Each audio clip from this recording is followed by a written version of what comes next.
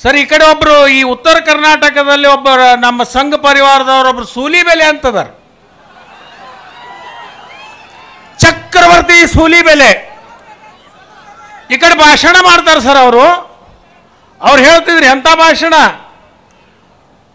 ಮೋದಿ ಸಾಹೇಬರು ಈ ದೇಶದ ಪ್ರಧಾನಮಂತ್ರಿಗಳಾದ್ರೆ ರಾಜಕಾರಣಿಗಳ, ಅಧಿಕಾರಿಗಳ, ಉದ್ಯಮಿಗಳ ದುಡ್ಡು ಸ್ವಿಸ್ ಬ್ಯಾಂಕ್ದಾಗದ, ಅದನ್ನು ವಾಪಸ್ ತರ್ತಾರೆ.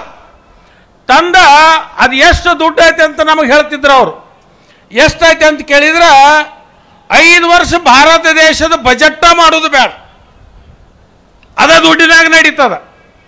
ಅದನ್ನು ಮುಗಿಸಿ ಈ ಭಾರತದೊಳಗೇನು ರಸ್ತೆಗಳದಾವಲ್ಲ, ಇದ್ರ ಮ್ಯಾಗ ಬಂಗಾರ ತಗಡು ಬಡದ್ರು ಮತ್ತೂ ರೊಕ್ಕ ಉಳಿತದ. ಮತ್ತೆ ಎಷ್ಟು ಉಳಿತದ ಅಂದ್ರೆ ಅವ್ರು ಹೇಳ್ತಾ ಇದ್ರು. ಮಹೇಶ್ ಹೆಬ್ಬ ಕಾಟ್ಲಾ ಮೀನು ಕೃಷಿಯಲ್ಲಿ ಎಕರೆಗೆ 3 ಲಕ್ಷ ಗಳಿಸ್ತಿದ್ದಾರೆ. ನೀವು ಕೂಡ ಅವರಿಂದ ಕಲಿಬೇಕಾ? ಅವ್ರ ಜೊತೆ ವಿಡಿಯೋ ಕಾಲ್ನಲ್ಲಿ ಮಾತಾಡಬೇಕಾ?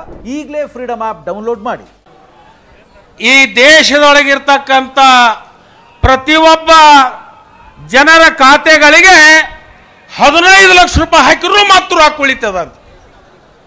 ನಾ ಸೂಲಿಬೆಲೆ ಅವ್ರನ್ನ ಕೇಳ್ತೀನಿ, ನೀವು ಅವತ್ತೇನು ಚೌಕ ಗಾಲಿ ಉಳಿಸಿ ಹೋಗ್ಯದಲ್ಲ ಪುಣ್ಯಾತ್ಮ, ನಿಮ್ಮನ್ನು ಕೇಳ್ಕೊಂಡು ನಾವು 10 ವರ್ಷ ನಾವು ಮತ ಹಾಕಿವಿ. ಎಲ್ಲಿದಾವ ನಿಮ್ಮ ರೊಕ್ಕ?